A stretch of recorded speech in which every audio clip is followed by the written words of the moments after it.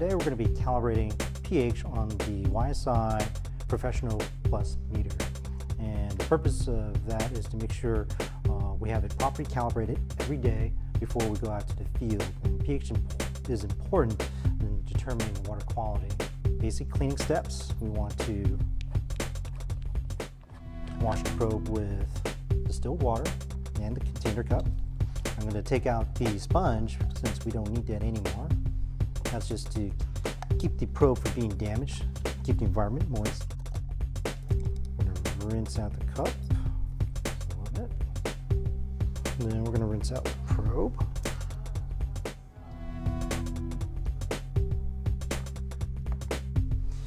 And we have two standards that we're going to be testing. One is pH 7, which is in yellow. And the second one is going to be pH 10, which is blue. And so it's important to know what water you're testing, because most of the range of the water we were testing out in the field was between 6 to 8, actually. So we're going to take a little bit of pH 7, put it in a container cup.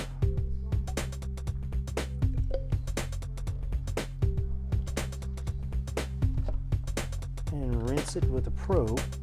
And ideally, you want to do this 3 times, trying to make sure that the bubbles are all out of the container. Otherwise, they'll affect your readings. Now, we want to fill the cup just enough so it covers the bulb of the pH meter, the bulb and the holes right over there. So let's set that down.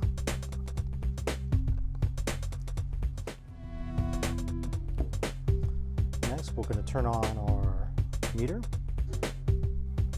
Our meter is going to show the run screen.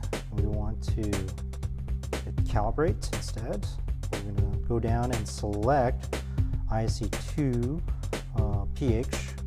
That's where our port is at. And now we want to record what we see.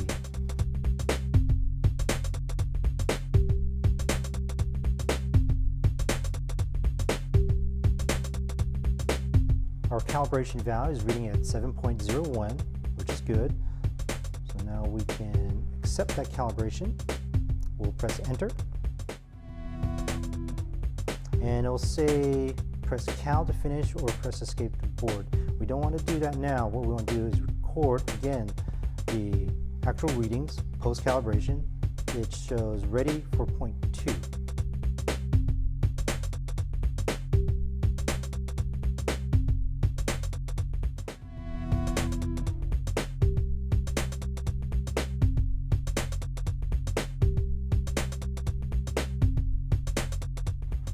And once we're done with that, we press accept calibration. Again, it'll ask us for press cal to finish, press escape to abort, or ready for point 3, which we're not. Now we want to validate our meter. So now we have pH buffer of 7. And again, you want to pour enough solution so that you can cover the bulb as well as the holes.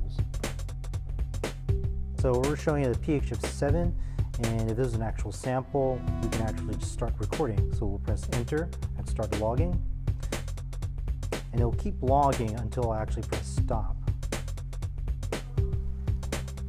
When we finish logging, let's take our probe out. Again, rinsing out our probes to keep it clean. And now that I no longer need the probe, I'm going to replace the sponge in the container. We'll secure the cup to the container, and now we can power down our device. The reason why we want to calibrate the pH for the meter is it's part of the SOP. You'll need to check it at least minimum twice a day. One be the beginning of your shift, and ideally at the end of the shift. And once you're out in the field, having a proper calibrated pH meter on this machine is important. So it will provide you much more accurate results. Some of the water, as I said before, we're going to be testing pH between the range of 6 to 8. And pH is important for aquatic and biotic organisms that live in the ocean that we're testing, or fresh water. Oh, and it tests for ion concentration as well. So if there are more metals inside the water body, it would show up on the meter as being a high acid range, which would be toxic to some form of life.